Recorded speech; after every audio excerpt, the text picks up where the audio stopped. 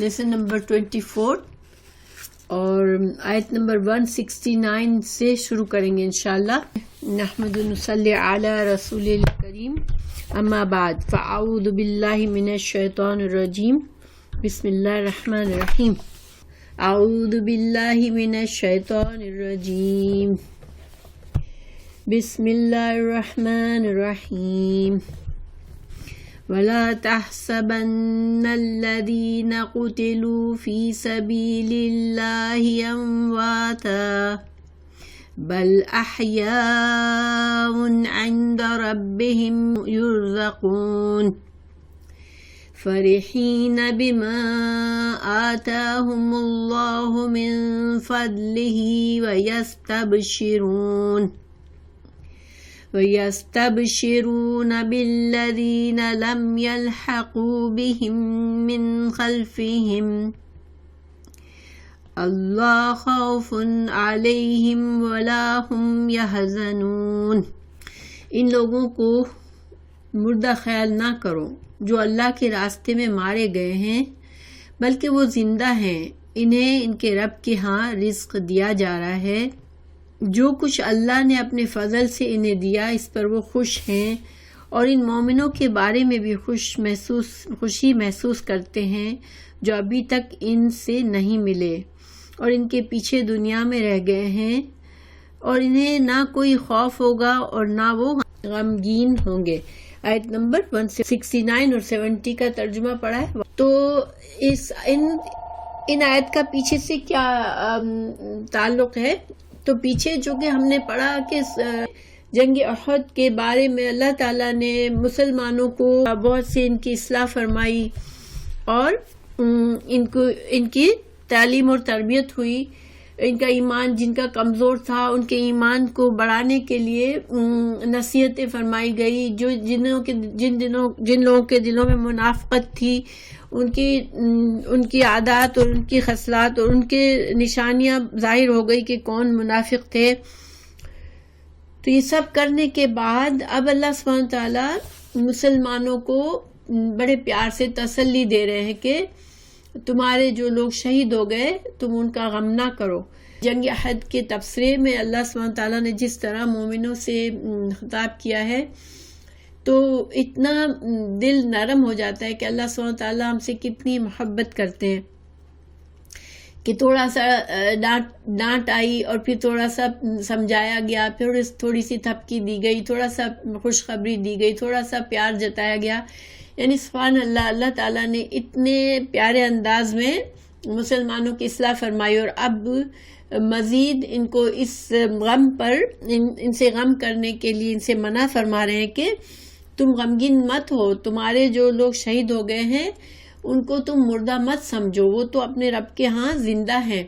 تو ان آیت کو اس روشنی میں پڑھتے ہیں انشاءاللہ. ولا اور نہ، تحسبن ہرگز نہ، یہاں تاکید ہے، تم ہرگز نہ سمجھنا، ہرگز نہ یہ خیال کرنا، الذین جو لوگ قتلوا جو مارے گئے فی سبیل اللہ اللہ کے راستے میں،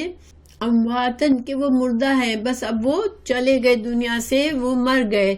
تم اداس مت ہو جاؤ یہ سوچ کر کہ وہ ان کی زندگی ختم ہو گئی، زندگی کی ساری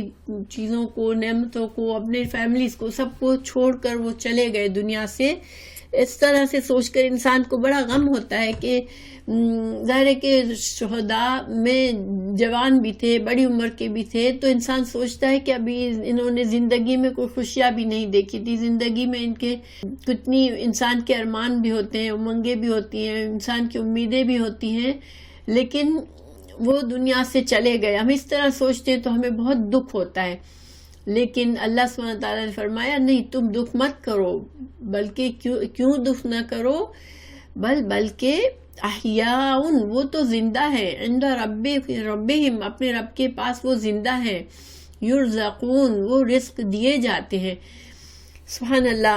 ایک مسلمان کا کیا عقیدہ ہے کہ یہ زندگی انسان کے خاتمہ نہیں ہے، جب انسان کی موت آتی ہے تو وہ اس کا خاتمہ نہیں ہو جاتا، یہ بس ایک دروازہ ہے، موت ایک دروازہ ہے جس سے انسان اس دنیا کی زندگی سے اگلی دنیا میں قدم رکھتا ہے. اور یہ ہر انسان کو کرنا ہے، اور اس کے بعد ہماری ابدی زندگی ہمارا انتظار کر رہی ہے انشاءاللہ۔ اگر ہم نے اللہ کے مرضی کے مطابق ہم نے زندگی گزاری ہوگی، اللہ تعالیٰ سے دعا ہے اللہ ہم سب سے راضی ہو،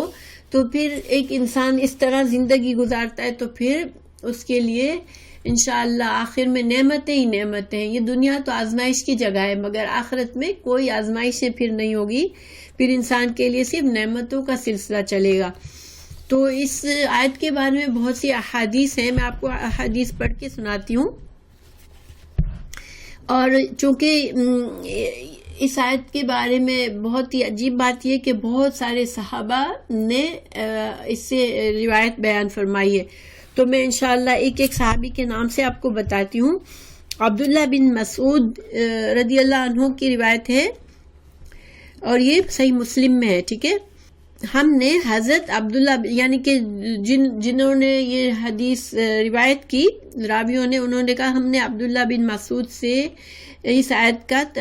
کی تفسیر پوچھی، یہ جو ابھی آیت ہم نے پڑھی وَلَا تَحْسَبَنَّ الَّذِينَ قُتِلُوا فِي سَبِيلِ اللَّهِ أَمْوَاتًا، کہ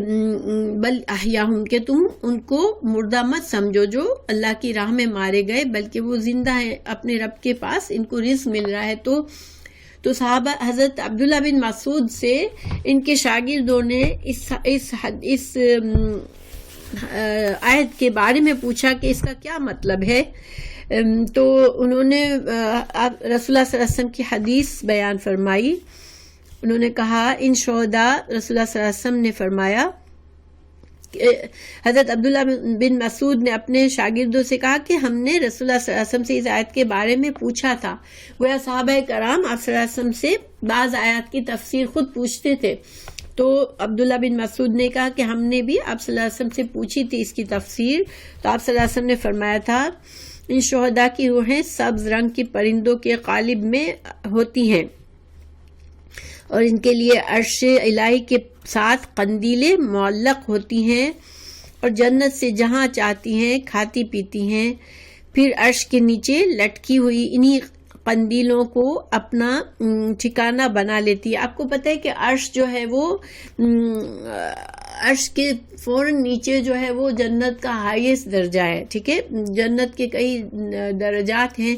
مگر جو سب سے ہائیسٹ درجہ ہے وہ اللہ سبحانہ تعالیٰ کے عرش کے نیچے ہے۔ تو ان عرش کے نیچے لٹکی ہوئی انہی قندیلوں کو اپنا ٹھکانہ بنا لیتی ہیں۔ تب ان کا پروردگار ان کی طرف دیکھتا ہے اور فرماتا ہے کیا تم کچھ چاہتے ہو؟ تو یہ عرض کرتی ہیں کہ ہم اور کیا چاہیں کہ ہم جنت میں جہاں سے چاہتے ہیں کھاتے پیتے ہیں۔ اللہ تعالیٰ نے یہ باتیں اللہ تعالیٰ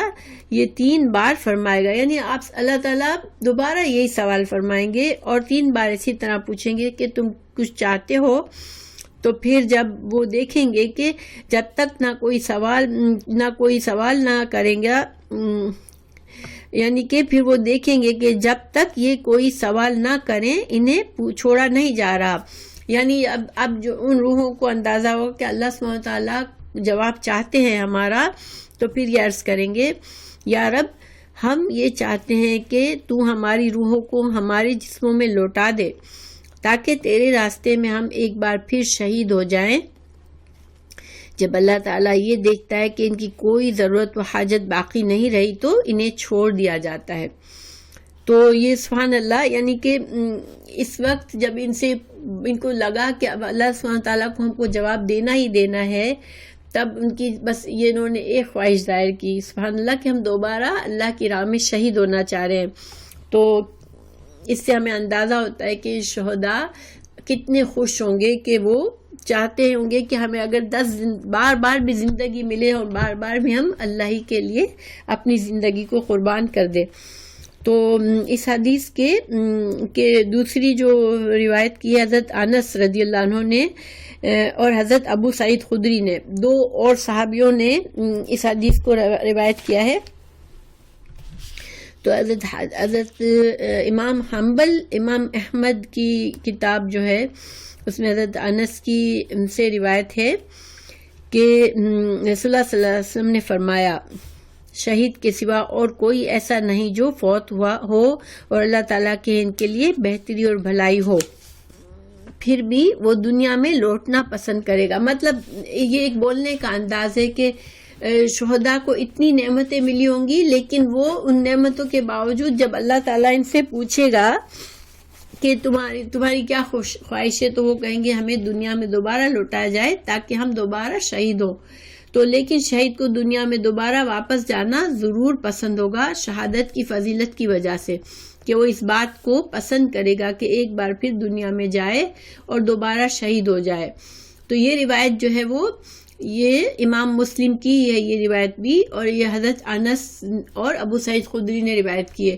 یعنی کہ انہوں نے ایک دوسرے انداز میں اس کو روایت کیا ہے کہ شہید کو جو اللہ تعالیٰ نعمتیں دے گا وہ بے شمار نعمتیں ہوں گی، اور وہ ان کو قیامت تک انتظار نہیں کرنا ہوگا. وہ جب دنیا سے رخصت ہوں گے تو ان کی روحوں کو یعنی کہ سبز پرندوں کے قالب میں ڈال کے ان کو جنت سے وہ نعمتیں ملتی رہیں گی. اللہ کے عرش کے نیچے قندیل میں ہوں گے یہ. لیکن پھر بھی جب ان سے پوچھا جائے گا تو یہ چونکہ شہادت کی فضیلت کا ان کو پورا اندازہ ہو گیا ہوگا، تو وہ یہ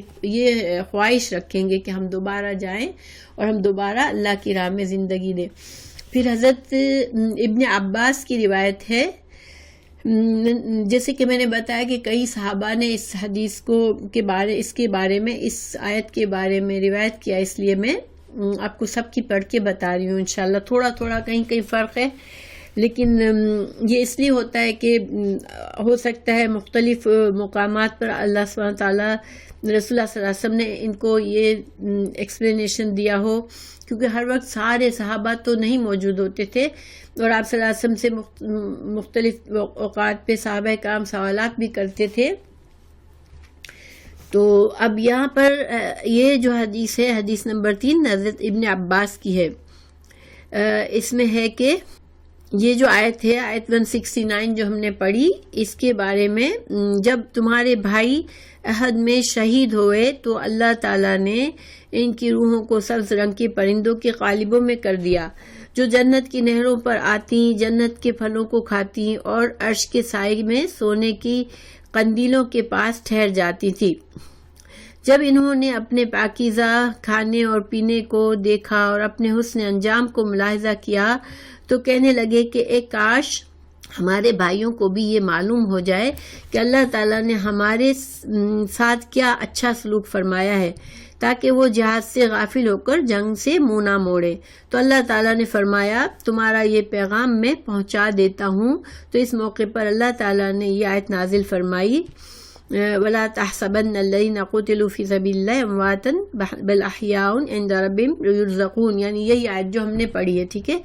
اور جو لوگ اللہ کی راہ میں مارے گئے ان کو مردہ نہ سمجھنا، بلکہ وہ مردہ نہیں ہے، اللہ کے ہاں رزق زندہ ہیں اور ان کو رزق مل رہا ہے. سبحان اللہ. اس آیت سے ہمیں اس حدیث سے ہمیں شان نزول بھی پتہ چلتا ہے کہ یہ جو آیت اللہ سبحانہ تعالیٰ نے نازل فرمائی، مومنوں کو تسلی دی جس کے ذریعے، تو وہ شہداء کی اپنی خواہش بھی تھی کہ ہمارے بھائیوں کو پتہ چل جائے کہ ہم کتنی اچھی زندگی ہم گزار رہے ہیں، ہمیں کتنے خوش ہیں ہم، تاکہ وہ لوگ بھی جنگ کے لیے وہ بھی غفلت نہ کرے اور ان کو بھی جیسے جذبہ شہادت ان کے اندر بھی جاگ جائے. تو یہ جب اس طرح سے حوالے سے بتایا، اس کا مطلب یہ شان نزول بتا رہے ہیں، ٹھیک ہے. اور حضرت جابر بن عبداللہ نے بھی اس حدیث کو روایت کیا ہے. اس میں حضرت جابر بن عبداللہ رضی اللہ عنہ نے فرمایا کہ ایک دن رسول اللہ صلی اللہ علیہ وسلم نے میری طرف دیکھا اور فرمایا، یا جابر کیا بات ہے، تم کچھ افسردہ نظر آتے ہو. اب جابر بن عبداللہ کے بارے میں آپ کو بتاؤں کہ وہ کون تھے. جابر بن عبداللہ جو تھے وہ جیسے کہ نام سے پتہ چلتا ہے عبداللہ ان کے والد کا نام تھا. تو ہوا یہ تھا کہ احد کی جب جنگ میں بہت افراتفری مچ گئی اور ہر طرف سے مسلمان گر گئے دشمنوں میں، اور ظاہری بات ہے کہ وہ جنگی لباس پہنے ہوئے تھے لوگوں نے، تو ان کے والد کو مسلمانوں نے ہی غلطی سے شہید کر دیا. یعنی کہ مسلمان اس کو سمجھے کہ وہ مخالف فوج سے ہیں اور ان پر حملہ کر دیا اور ان کو شہید کر دیا. اور حضرت جابر جو تھے وہ کہتے رہ گئے کہ لوگوں یہ میرے والد ہیں، یہ میرے والد ہیں. تو یہ پریشان بھی تھے بعد میں کہ اب میرے والد تو باقاعدہ ان کو دشمنوں کے ہاتھ سے تو شہید نہیں ہوئے، تو اب ان کی موت کا کیا ہوگا، ان کی جان تو چلی گئی، کیا ان کو شہادت کا رتبہ ملے گا یا نہیں. تو رسول اللہ صلی اللہ علیہ وسلم نے ان کو تسلی دی تھی. تو یہاں پر اس سے یہ حدیث اب میں پڑھتی ہوں کہ رسول اللہ صلی اللہ علیہ وسلم نے جب دیکھا کہ اداس ہیں بہت جابر، اور سبحان اللہ رسول اللہ صلی اللہ علیہ وسلم اپنے صحابہ کرام سے بہت واقفیت رکھتے تھے، ہر ایک کے حالات کا ان کو نظر رکھتے تھے کہ کوئی اگر معمول سے اپنا ہٹا ہوا ہے تو اس کی خیریت پوچھتے تھے، اس کے بارے میں فکر کرتے تھے. تو رسول اللہ صلی اللہ علیہ وسلم نے جب یہ فرمایا تو کہ کیا بات ہے، تم کچھ افسردہ نظر آتے ہو. تو میں نے عرض کی اے اللہ کے رسول، میرے والد غزوہ احد میں شہید ہو گئے ہیں اور انہوں نے اپنے پیچھے قرض اور کثیر بچے چھوڑے ہیں. یعنی ابھی ان کے بچے چھوٹے تھے اور وہ قرض بھی ان پر بہت تھا، تو اس حالت میں وہ شہید ہو گئے. تو آپ نے فرمایا، آپ صلی اللہ علیہ وسلم نے فرمایا عبداللہ میں تمہیں ایک بات بتاتا ہوں کہ اللہ تعالیٰ نے جب بھی کبھی کسی سے کلام فرمایا تو پس پردہ ہی فرمایا ہے، مگر تمہارے باپ سے اللہ تعالیٰ نے روبرو کلام کیا اور فرمایا اے میرے بندے تم جو چاہو مانگو میں تمہیں دوں گا. تو تمہارے باپ نے کہا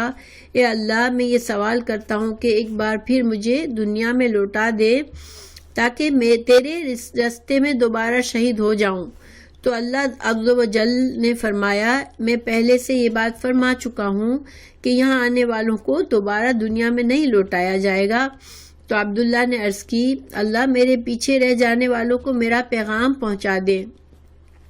تو اللہ تعالیٰ نے اس موقع پہ یہ آیت نازل فرمائی. سبحان اللہ، کہ حضرت جابر بن عبداللہ کو کتنی خوشی ہوئی ہوگی کہ ان کے والد کا پیغام رسول اللہ صلی اللہ علیہ وسلم دے رہے ہیں، اور اللہ تعالیٰ نے اس آیت کے ذریعے ان کے والد کا پیغام بھیجا کہ میں خوش ہوں.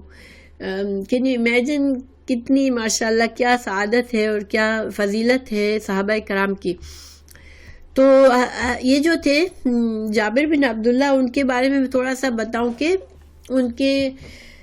بہنیں تھیں، 7 بہنیں تھیں، چھوٹی تھی کافی ان سے عمر میں. تو والد نے ان کو نصیحت کی ہوئی تھی کہ اگر مجھے کچھ ہو تو تم اپنی بہنوں کا بہت خیال رکھنا، اور تم اکیلے ہو مرد تو تم ان کو اکیلا مت چھوڑ دینا، یعنی کہ لڑکیوں کو بالکل اکیلا چھوڑ کے تم اپنی دنیا میں اپنی مصروفیات میں نہ پڑ جانا. اور ان کے اوپر قرض بھی تھا، جب ان کے والد کی شہادت ہوئی تو ان کے اوپر قرض بھی تھا کافی. تو قرض کا لین دین تو تھا اس زمانے میں بھی کافی تھا، مگر سود حرام ہو چکا تھا، سود نہیں تھا. تو اب آپ کو پتہ ہے کہ قرض ایسی چیز ہے کہ اگر قرض ہو انسان کے اوپر اور وہ مر جاتا ہے تو آخرت میں بھی اس کا بوجھ اس کے سر پہ رہتا ہے. اسی لیے جو وارثین ہوتے ہیں ان پر تاکید ہے کہ پہلی بات یہ کہ وراثت کی تقسیم سے پہلے اس کا قرضہ ادا کیا جائے. لیکن اگر مرنے والے نے کچھ ورثہ چھوڑا ہی نہیں ہے تو پھر وارثوں پر یہ ضروری ہوتا ہے کہ وہ اپنے مرنے والے کی جو قرضہ ہے اس کو ادا کرنے کی کوشش کرے، کیونکہ قرضے کا معاملہ ایسا ہے کہ چونکہ یہ بندوں کا حق ہے، کسی بندے سے آپ نے ادھار لیا ہے، اور اب اللہ کے حقوق کے بارے میں تو اللہ سبحانہ تعالیٰ چاہے تو معاف فرما دے، لیکن قرض چونکہ 2 بندوں کے درمیان ہوتا ہے تو قرض کا معاملہ ایسا ہے کہ وہ مست ہے کہ اس کو ادا کیا جائے. یہ نہیں کہ اب وہ مر گیا تو ہم کیا کریں، اب اس کا قرض تھا، ایسے کر کے اگر وارث جواب دے دیں گے تو یہ غلط بات ہوگی، کیونکہ اس کا بوجھ بہرحال ان کے اپنے، اگر ظاہر انسان اپنے ماں باپ سے محبت کرتا ہے، اگر باپ کا قرضہ ہے اور بیٹے کہہ دیں کہ ہم کیا کریں، جاؤ ان سے، اب وہ چلے گئے دنیا سے تو جاؤ ان سے جا کے وصول کر لو، تو یہ تو واقعی میں اس کو پھر قیامت کے دن اس کے اوپر بوجھ ہوگا اس قرضے کا. تو حضرت جابر بن عبداللہ بہت پریشان تھے کہ اب میں قرضے کا کیا کروں. تو رسول اللہ صلی اللہ علیہ وسلم نے اس کے بارے میں بڑی پیاری حدیث ہے، لمبی سی حدیث ہے. آپ صلی اللہ علیہ وسلم گئے اور ان کے ان کی مدد کی، ان کے جو کھجور پہلے کوشش کی کہ جن لوگوں پر سے قرضہ لیا ہے ان کو سمجھانے کی، وہ یہودیوں سے قرضہ لیا ہوا تھا تو انہوں نے کہا کہ نہیں ہمیں تو اپنا قرضہ واپس چاہیے، انہوں نے جیسے معاف کروانے کی کوشش کی۔ پھر رسول اللہ صلی اللہ علیہ وسلم نے جب انہوں نے دیکھا کہ جنہوں نے قرض دیا ہے وہ معاف نہیں کر رہے، تو رسول اللہ صلی اللہ علیہ وسلم نے خود حضرت جابر بن عبداللہ کے باغ میں کھجور کے چھوٹے چھوٹے سے پودے اگائے، ٹھیک ہے، اپنے ہاتھ سے، تاکہ برکت کے لیے، کہ وہ کیونکہ کھجور کو جب اگایا جاتا ہے تو وہ چھوٹے سے پودے کو پہلے کہیں اور بیج سے ڈال کے پھر زمین میں اس پودے کو بھی ڈالا جاتا ہے، تو بعض اوقات وہ پودا مر جاتا ہے، سروائیو نہیں کرتا، اور بعض اوقات وہ درخت بن جاتا ہے۔ تو آپ صلی اللہ علیہ وسلم نے جب اپنے ہاتھ سے سارے لگائے تو برکت اللہ نے دی اور سارے کھجوروں میں پھل آیا۔ پھر آپ صلی اللہ علیہ وسلم نے جب کھجور کا پھل آیا تو اس پر بھی، اس کی تقسیم کے وقت بھی آپ صلی اللہ علیہ وسلم خود جا کے اپنے ہاتھ سے اس کو کیا تاکہ ان کا قرض پورا ہو جائے، اور قرض پورا کرنے کے بعد بھی حضرت جابر کے پاس پیسے بچ گئی تھی کھجوریں، کیونکہ ماشاءاللہ بڑی فیملی تھی، 7 بہنوں کو ان کو پالنا تھا۔ تو یہ اس سے کافی سبق ہیں ان کی حدیث میں۔ اور پھر حضرت جابر نے جب شادی کی تو آپ صلی اللہ علیہ وسلم نے ان سے کہا کہ تم جوان آدمی ہو، تم نے کس سے شادی کی؟ تو انہوں نے کہا کہ یعنی پوچھا کہ کوئی پہلے سے جو شادی شدہ کی طلاق یافتہ یا بیوہ سے شادی کی یا کنواری سے شادی کی، تو انہوں نے کہا کہ میں نے پہلے کی شادی شدہ تھی اس سے شادی کی ہے، یعنی شاید ڈیورس ہو گئی ہوگی یا بیوہ ہو گئی ہوگی۔ تو آپ صلی اللہ علیہ وسلم نے سے کہا لو تم جوان آدمی ہو، تم کسی کنواری سے شادی کرتے تو تم اس کے ساتھ زیادہ انجوائے کر سکتے، کل ینگ نیا کپل ہے، زندگی میں خوش ہیں، اور کل نئے کپل کی جو بات ہوتی ہے دونوں کی فرسٹ ٹائم ملتے ہیں تو وہ جو ایک ایکسائٹمنٹ اور مزہ اور کھیل کود اور جو ہوتا ہے ینگ لوگوں میں، وہ پھر بڑے عمر میں اتنا نہیں رہتا۔ تو آپ صلی اللہ علیہ وسلم نے کہا کہ تم نے ینگ سے کیوں شادی نہیں کی، یعنی کنواری سے کیوں شادی نہیں کی، تو تم زیادہ تمہاری لائف اچھی ہوتی، خوش ہوتے تم۔ تو حضرت جابر نے کہا یا رسول اللہ مجھے ایک ایسی عورت کی ضرورت تھی جو میری بہنوں کو بھی پالے، کیونکہ میری بہنیں ابھی بہت چھوٹی ہیں،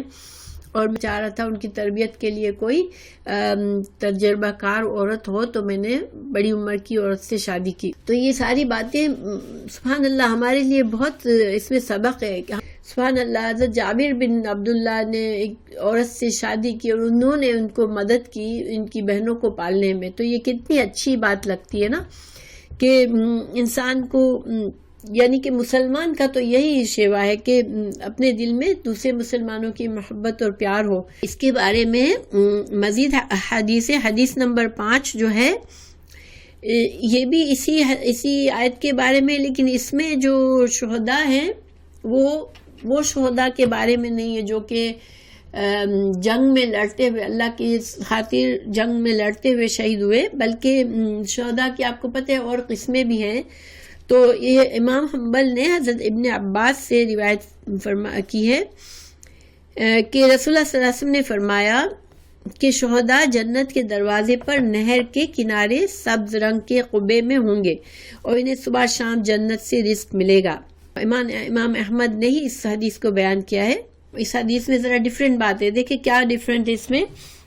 پہلی بات کہ اس میں یہ نہیں ہے کہ جنت کے اندر شہداء کی روحیں ہوں گی، بلکہ جنت کے دروازے پر کہا،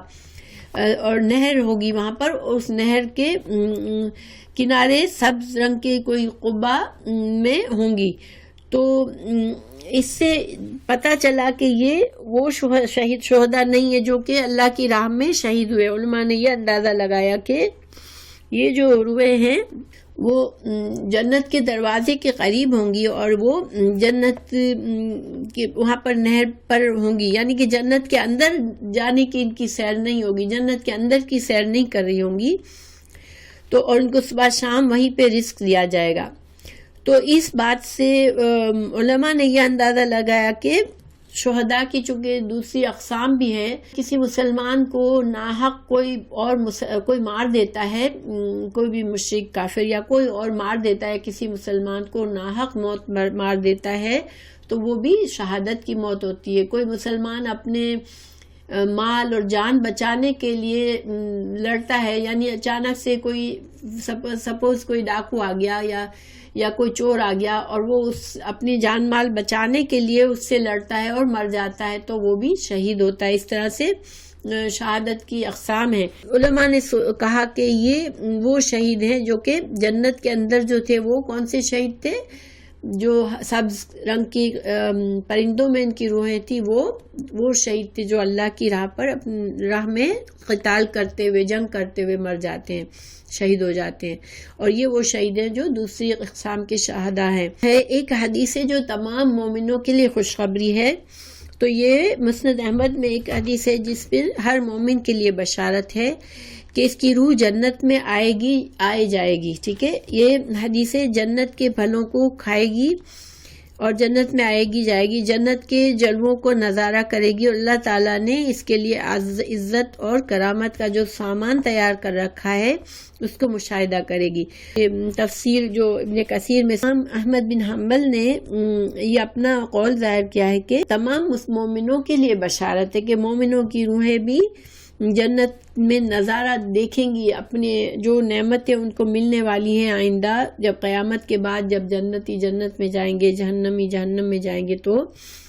اس سے پہلے روحیں جو ہے وہ اس کا نظارہ کریں گی. مومنوں کی روحیں. انسان دنیا میں اللہ کے پسند کے کام میں نہ گھبرائے کہ یہ مشکل ہوگا، یہ میرے لیے ٹف ہوگا. جو بھی حکم اللہ کا پتہ چل جائے سمعنا و اطعنا کر لے، کیونکہ اللہ ہی کے پاس ہمیں جانا ہے اور ہم نے دنیا میں جتنی کوشش کی ہوگی کہ اللہ ہم سے راضی ہو جائے، ہم مرتے وقت اتنا ہی خوش ہوں گے کہ ہمیں فرشتے خوشخبری دیں گے، ہماری روحوں کو جنت کی سیر کرائی جائے گی. تو یہ جو ہے چونکہ ہم قرآن کی ہر بات کو ایمان لاتے ہیں تو سبحان اللہ ہمیں جو ہے یہ باتوں سے ہمیں سوچنا چاہیے، غور کرنا چاہیے کہ ہمیں کتنے احکامات اللہ کے پتہ ہے کہ یہ ہمیں کرنا ہے مگر ہم نہیں کر پاتے. ہمیں مسلمان کو ایسا ہی ہونا چاہیے کہ جہاں اس کو اللہ کی بات پتہ چلی اور فوراً سے اس کو قبول کر لے اور ہمیشہ آخرت کی بھلائی کا سوچے، کیونکہ آخرت آنے والی ہے، چاہے ہم اس کو یاد رکھیں چاہے نہ یاد رکھیں، ہماری موت آنے والی ہے. تو بہتر ہے کہ ہم اس موت کے لیے اچھی تیاری کریں. دنیا میں ہمیں سفر پر جانا ہوتا ہے تو ہم بہت تیاری کرتے ہیں مگر آخرت کے لیے ہم بہت کمزوری کرتے ہیں اس معاملے میں. بہرحال اب آگے اللہ تعالیٰ فرما رہے ہیں یستبشرون، اور وہ خوشیاں مناتے ہیں، بنعمت، نعمت پر، من اللہ کی طرف سے، وفضل، اور اللہ کے فضل پر، ان اللہ، اور بے شک اللہ تعالیٰ، لا یضیع، نہیں ضائع کرتا، اجر مومنین، المومنین کا. مومن جو دنیا میں اسٹرگل کرتے ہیں اللہ کی رضا حاصل کرنے کے لیے، بے شک اللہ ان کے اجر کو ضائع نہیں کرتا. دنیا میں تھوڑی سے وقت کی زندگی ہے اور اس میں بھی ہمیں نہیں پتا کہ ہمیں کب جانا ہے، دنیا سے کب رخصت ہونا ہے. تو ہمیں یہ یقین رکھنا چاہیے کہ اللہ کے پاس ہماری ہر اسٹرگل، ہر کوشش جو ہم نے اللہ کو راضی کرنے کے لیے کی ہوگی، اللہ سبحانہ تعالیٰ اس کو ضائع نہیں کریں گے، اس کا اجر ہمیں دیں گے. اور یہاں پر نعمت اور فضل دو چیزوں کا ذکر ہے. تو اللہ کی نعمت تو یہاں پر یہ ہے کہ نعمت اور فضل اللہ کی ہم سمجھ سکتے ہیں کہ جو باتیں ہمیں پتہ چلی کہ وہ ان کو دنیا کا کوئی خوف نہیں رہا ہوگا کہ جو ہم نے کیا چھوڑ کر آئے ہیں، اور ان کو جنت کی نعمتیں ان کو مل رہی ہوں گی، اللہ سبحانہ تعالیٰ کی قربت مل رہی ہوگی، تو یہ خوش ہو رہے ہیں. تو ان کو ڈبل خوشی ہے. دیکھیں پہلی خوشی تھی کہ ان کو بتایا گیا کہ تمہارے جو اور لوگ بھی، تمہارے دوست احباب جو ہیں جو شہید ہو کر تم سے عنقریب ملنے والے ہیں، ٹھیک ہے. اور دوسری جو ان کو جو خوشی اور نعمت فضل ہے تو وہ یہ ہے کہ اللہ نے جو ان کو انعام و کرام خود ان کو دیے اس کی خوشی ہے. ایک خوشی جو تھی جو ان کو ملی وہ یہ خوشخبری جب ان کو دی گئی کہ تمہارے بھائی بھی تمہارے پاس آنے والے ہیں اور ان کو دنیا کا کوئی خوف اور غم نہیں رہے گا آئیں گے تو یہ پہلی خوشخبری تھی. دوسری خوشخبری یہ ملی کہ اللہ تعالیٰ کی جو نعمتیں ان کو مل رہی ہے، جو انعام اور کرام ان کو مل رہا ہے. ٹھیک ہے. پھر آگے ہے الذین، وہ لوگ، استجابو، جنہوں نے لبیک کہا، للہ، اللہ کے لیے، ورسولی، اور رسول صلی اللہ علیہ وسلم کے لیے، من بعدی، اس کے بعد میں، جو اصابہم، جو پہنچی ان کو، القرح، زخم، للذین، وہ لوگ، ان لوگوں کے لیے، احسنوا، جنہوں نے احسان کیا، منہم، ان میں سے، واتقوا، اور تقوی اختیار کیا، اجر ہے، عظیم، بہت بڑا. اب اس آیت میں کیا مطلب ہے، اس آیت کا کیا بیک گراؤنڈ، کہ جب جنگ احد میں دشمن چلے گئے، آپ لوگوں کو یاد ہوگا کہ جب مسلمانوں میں بھگدڑ مچ گئی اور مسلمان شہید ہو گئے بہت سے، اور پہاڑ پر جنگ احد پر کچھ چڑھ گئے، کچھ مدینہ واپس چلے گئے، تو دشمن جو تھا وہ بھی میدان سے چلا گیا. ٹھیک ہے. اب چلے جانے کے بعد جو ابو سفیان تھا اس کو بعد میں یہ احساس ہوا کہ ہم لوگ کیوں واپس چلے آئے، ہم تو جیت رہے تھے ان مسلمانوں کے، ہم مدینہ کے بالکل کنارے پر تھے، ہم مدینہ ہم سے صرف تھوڑے سے فاصلے پر تھا، کیونکہ جو جنگ کہاں ہوئی تھی، احد کے پہاڑ کے دامن میں ہوئی تھی نا، تو احد کا پہاڑ تو باؤنڈری ہے مدینے کی. تو انہوں نے سوچا کہ ہم لوگ کیوں چلے آئے، ہم تو جیت رہے تھے اور مسلمان بری حالت میں تھے، ہم کو مدینہ میں گھس جانا چاہیے تھا اور ہمیں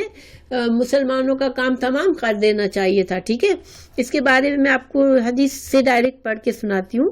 جب یہ لوگ واپس جا رہے تھے تو ان کو ندامت اور افسوس ہوا کہ ہم مدینہ میں چلے جاتے اور جنگ کو فیصلہ کن کرتے، کیونکہ جو جنگ احد تھی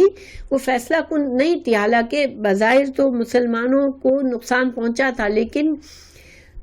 کون ہارا کون جیتا اس کا کوئی فیصلہ نہیں ہوا تھا. کہ اگر ظاہری بات ہے کہ جنگ میں جو جیت جاتا ہے اس کو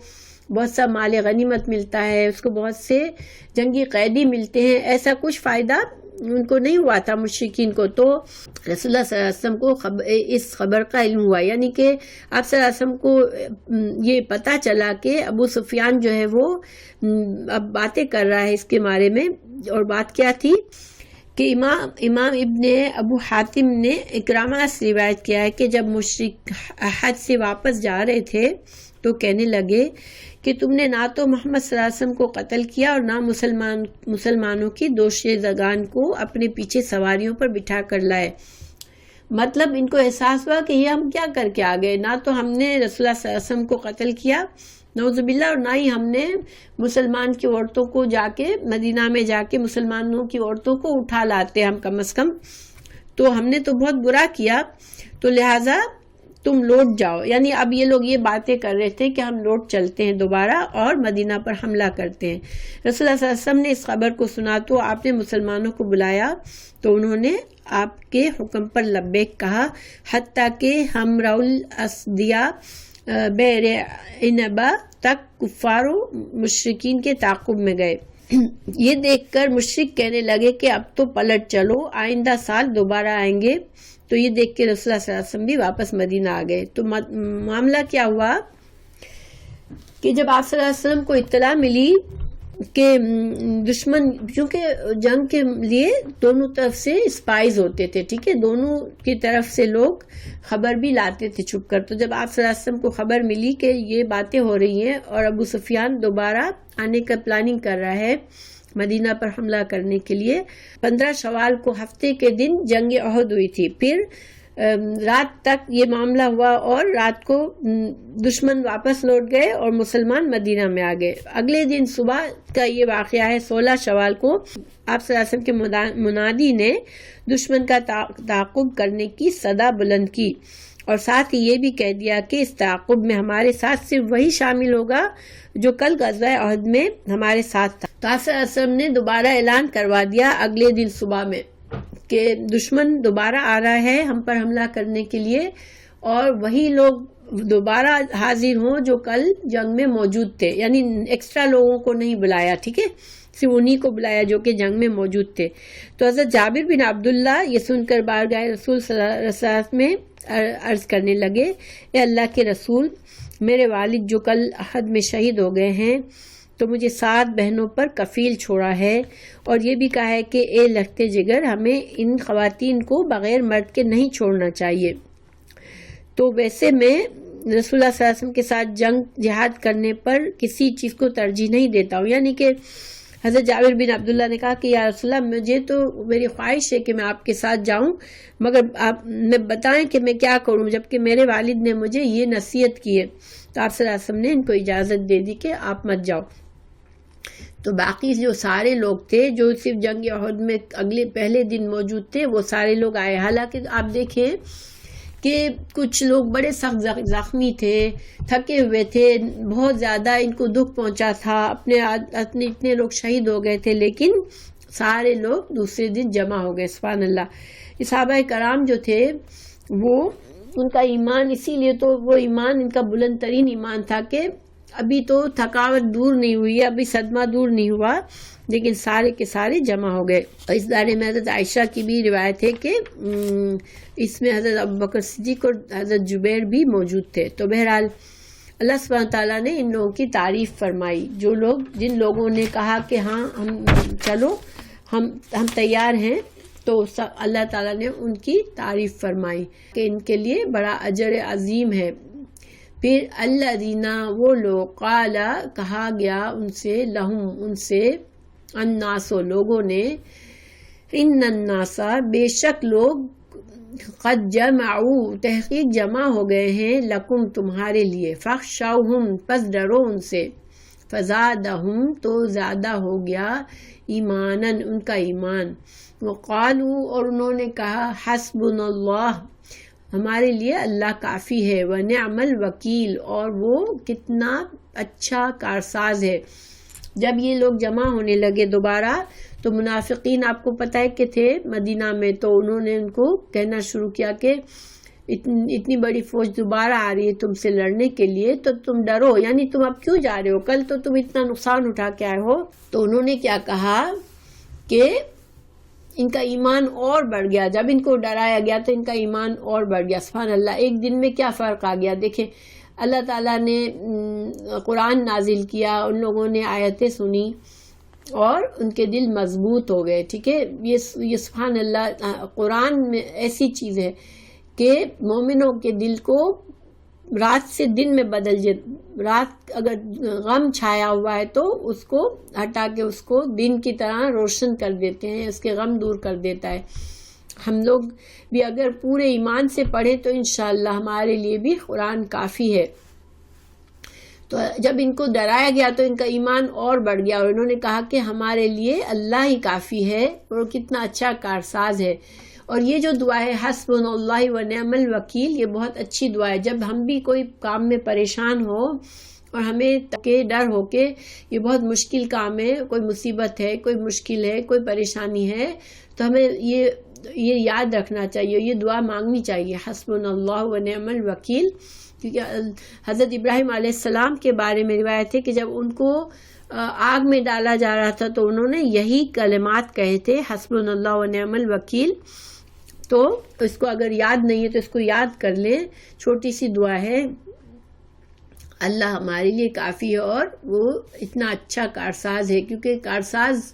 جو وہ ہوتا ہے جو تمام معاملات میں ہمارے مدد کرتا ہے۔ تو یہ دیکھیں کہ ان کا ایک دن میں کتنا ایمان ایک طرف سے دوسری طرف ہو گیا، کہاں تو وہ ڈرے گھبرائے اور موت کے ڈر سے بھاگے تھے، اور کہاں یہ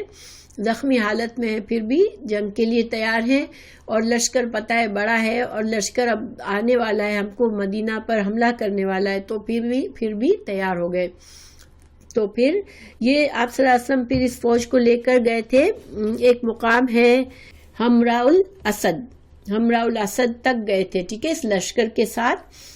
اور چونکہ ابو سفیان کے بھی جاسوس موجود تھے، جب ان کو پتہ چلا کہ ہم تو مدینہ میں حملہ کرنے کے لیے جا رہے تھے اور آپ صلی اللہ علیہ وسلم لشکر لے کے ہم سے لڑنے آ رہے ہیں، تو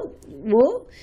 ڈر کے پھر واپس چلے گئے مدینہ اور انہوں نے حملہ کرنے کا ارادہ چھوڑ دیا. آپ صلی اللہ علیہ وسلم کا ایک رعب تھا جو اللہ نے آپ صلی اللہ علیہ وسلم کو دیا تھا، دشمنوں کو دور سے ہی ان کے دل کانپ جاتے تھے. تو اس کے بارے میں کہا گیا کہ ابو سفیان کے دل میں اللہ تعالیٰ نے رعب ڈال دیا رسول اللہ صلی اللہ علیہ وسلم کا، اور وہ چلا گیا. مگر مومنوں کو ظاہری بات ہے ان کا اللہ کی طرف سے خوشی اور رضوان، اللہ کی رضوان نصیب ہو گئی. فانقلبوا، تو وہ پلٹے، نعمتن، ساتھ نعمت کے. اور یہ نعمت کیا تھی کہ ان کے دل سے جو کل غم تھا، غم کے بادل چھائے ہوئے تھے کہ ہم ندامت تھی کہ ہم نے کیا کیا، جنگ ہار کے آ گئے، ہمارے اتنے لوگ شہید ہو گئے، اس کے بجائے اب یہ خوشی سے لوٹے. ٹھیک ہے، ایک انسان کامیاب ہو کے لوٹتا ہے اور دشمن پر رعب جما کے لوٹتا ہے تو اس کی جو فیلنگ ہوتی ہے وہ ڈیفرنٹ ہوتی ہے. وہ بالکل اللہ کے نعمت سے خوش و خرم ہو کے لوٹے، من فضل من اللہ، اللہ کی طرف سے، وفضل، اور فضل ایکسٹرا یہ ہوا کہ وہاں پر ایک تجارتی قافلہ تھا تو اس سے پھر آپ صلی اللہ علیہ وسلم نے کافی مال خریدا، لوگوں نے بھی فائدہ اٹھایا اور اس تجارت کی مال سے ان لوگوں کو نفع بھی ہوا. یعنی کہ اللہ پر بھروسہ کر کے نکلے تو وہ اللہ کی نعمت اور فضل کے ساتھ لوٹے. لم یمسسہم، اور ان کو چھوا بھی نہیں، کوئی نقصان تکلیف ہوئی نہیں، کیونکہ دشمن کو اللہ نے ڈرا دیا اور دشمن بھاگ گئے. واتبعوا، اور انہوں نے پیروی کی، رضوان اللہ، اللہ کی رضا کی. واللہ، اور اللہ تعالیٰ، ذو فضل عظیم، تو اللہ تعالیٰ بڑے فضل والا ہے، عظیم عظمت والا ہے. دیکھیں ہمیں صرف اس سے کیا سبق ملتا ہے کہ اللہ پر بھروسہ کرنے سے کتنا فائدہ ہے. انسان اپنی کوشش کرے، اپنی نیت خالص کرے، کوئی بھی مشکل سے مشکل وقت ہے، کام ہے، مشکل وقت ہے، کچھ بھی ہے، تو ہمیں اس پر اپنے ایمان پر قائم رہنا چاہیے، اللہ پر بھروسہ کرنا چاہیے. بعض اوقات ہم گھبرا جاتے ہیں اور ہم غلط کام بھی کر جاتے ہیں اپنی مشکل سے بچنے کے لیے. کوئی غلط راستہ، آسان راستہ، اس وقت شیطان ہمیں دکھاتا ہے کہ یہ راستہ آسان ہے، اس کو قبول کر لو، اور ہم قبول کر لیتے تو ہم نقصان میں پڑتے ہیں. اگر ہم اپنی مشکلات میں اللہ پر بھروسہ کریں تو اللہ سبحانہ تعالیٰ ضرور ہماری مدد کرتا ہے. اللہ تعالیٰ ان مسلمانوں سے راضی بھی ہو گیا اور اللہ تعالیٰ نے ان کو وہ بڑے فضل اور کرم سے ساتھ، خوشی کے ساتھ لوٹے. اور اس طرح جو غم ان کو ملا تھا جنگ احد میں اور جو بدنامی ہوئی تھی، ظاہر منافقین جو باتیں بنا رہے تھے کہ تم تو ہار کر آئے اور یہ وہ، تو وہ اب ان کو بھی، منافقین کے بھی منہ بند ہو گئے، کیونکہ کون اتنی ہمت کرے گا کہ ایک دن اتنے شدید مار کھا کے آئے اور دوسرے دن دوبارہ زخمی حالت میں ہی دشمن کے پیچھے جا رہے ہیں. تو یہ بہادری ان کی انہوں نے بھی دیکھ لی اور ان کے منہ بھی بند ہو گئے، اور مسلمانوں کے اپنے دل سے بھی غم دور ہو گیا کہ ہم نے کچھ غلط کیا تھا، کیونکہ اب غلط کو صحیح سے مٹا دیا گیا. اور یہی حال ہوتا ہے جب ہم سے کوئی گناہ ہو جائے تو ہمارے اندر ندامت آئے تو فوراً ہمیں اس گناہ کی پہلی بات تو یہ کہ اس کی ہی اصلاح کرنی چاہیے اور مزید نیکی کے کام کرنے چاہیے تاکہ ہمارے دل سے گناہ کی بری فیلنگ نکل جائے اور ہم خوش ہو جائیں. کیونکہ یہ جو گلٹ فیلنگ کو ہم دل میں رکھ کے بیٹھ جاتے ہیں تو وہ بھی ہمارے ایمان کو خراب کرتی ہے. ایک مومن وہ ہوتا ہے جو منفی خیالات کو، ہر طرح کے منفی خیالات کو دل سے نکال دیتا ہے اور اللہ پر اپنا بھروسہ کرتا ہے، تو اللہ تعالیٰ اس کے دل کو راضی کر دیتا ہے. سبحان اللہ. ہمارا یہ سبق پورا ہوا. اللہ سے دعا ہے اللہ سبحانہ تعالیٰ ہمیں بھی ان مومنوں میں شامل کر لے جن کی روحیں برزخ کے وقت بھی، برزخ کی زندگی میں بھی جنت کی سیر کرتی رہیں گی. اور اللہ سبحانہ تعالیٰ ہمیں وہ خاتمہ نصیب کرے کہ ہمیں فرشتے آ کے خوشخبری دے انشاءاللہ جب مرتے وقت، تو ہمارے دل میں بھی کوئی خوف نہ ہو، کوئی غم نہ ہو، ہم خوشی خوشی اللہ کی طرف جائیں انشاءاللہ اور اللہ کی رضا پائیں. آمین.